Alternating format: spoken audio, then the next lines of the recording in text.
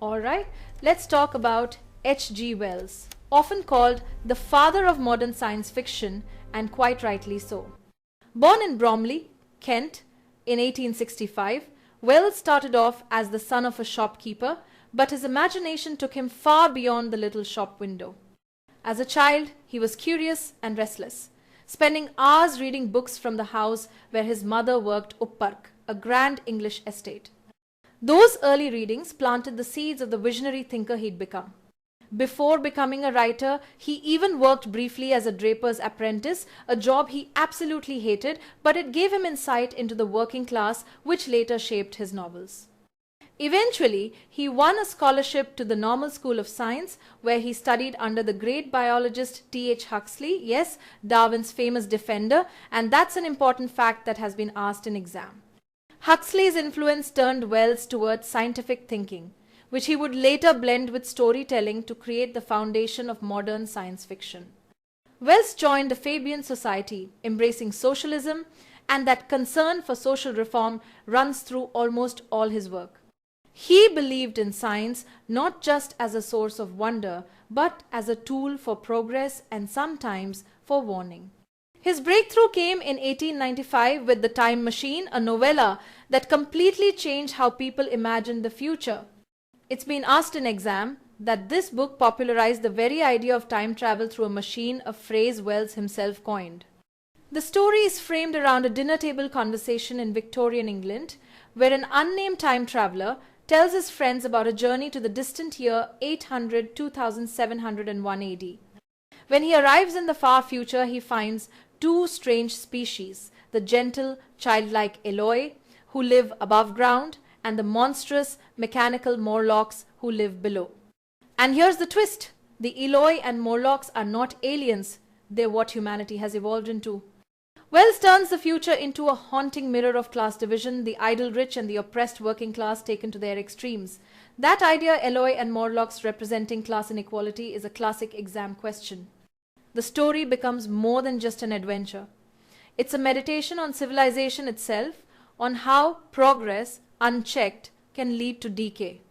The time traveler bonds with an Eloi girl named Weena, tries to protect her from the Morlocks, and ultimately escapes back to his time. But the ending is chillingly ambiguous. The time traveler vanished 3 years ago, leaving readers wondering whether he ever returned from his final journey. One of Wells's most quoted lines from the book is the time traveler's reflection. I grieve to think how brief the dream of the human intellect had been. It captures the entire theme, the rise and fall of human brilliance. Now, Wells didn't stop there. His imagination kept racing ahead. He wrote The Invisible Man, The Island of Dr. Moreau, The War of the Worlds, Tono Bungay, and many others. Each one explored how science and society collide, sometimes beautifully, sometimes disastrously. Beyond fiction, Wells became a global thinker. His outline of history, another key text often asked in exam, was a sweeping attempt to trace all human civilization. Later in life, he championed world peace, even advocating for a world state, ideas that later influenced the founding of the United Nations. He lived just long enough to see the end of World War II, passing away in 1936, disillusioned but still hopeful that science and reason could guide humanity.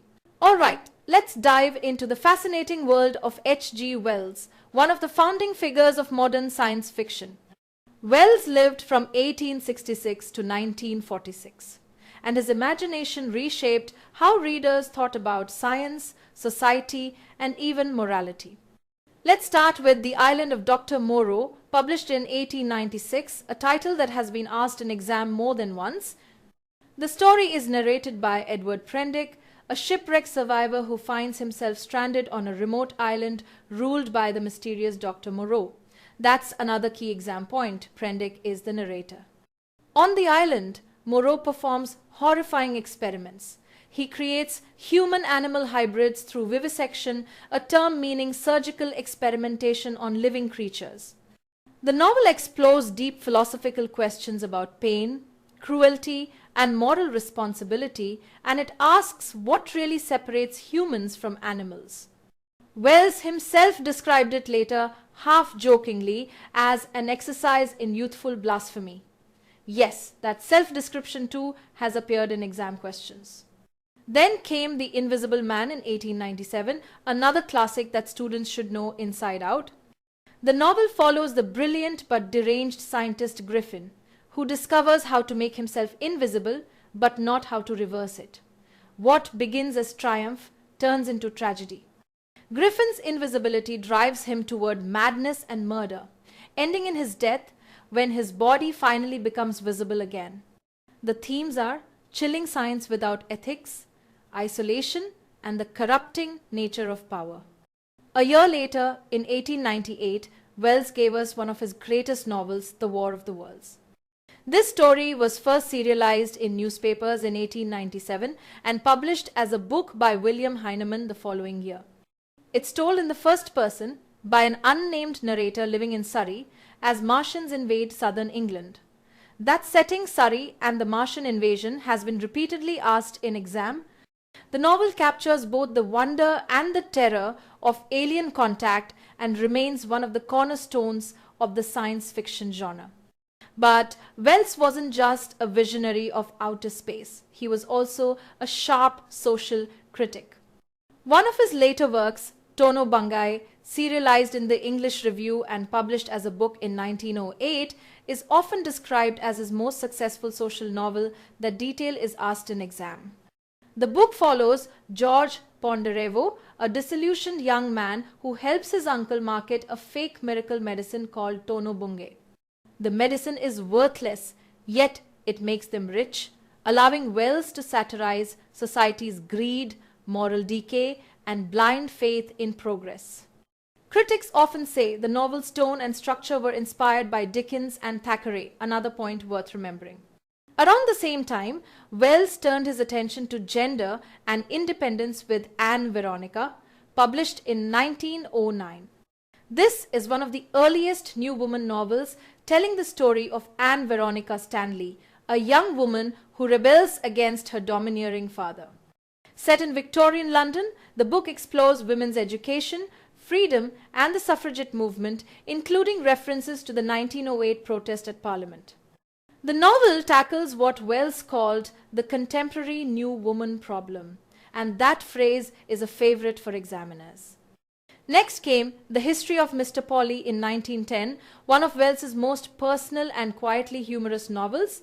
It's partly inspired by his own days working in the drapery trade.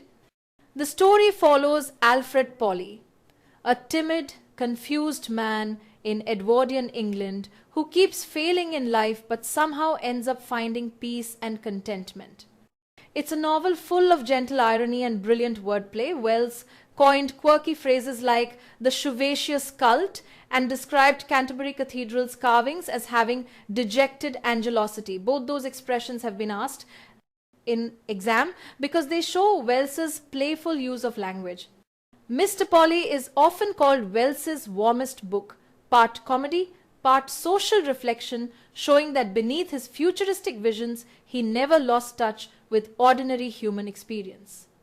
So, when we look at Wells's career, we see two sides: the scientific imagination, time travel, invisibility, alien invasion, and human-animal hybrids, and the social observer exploring ambition, morality, and the search for individual freedom.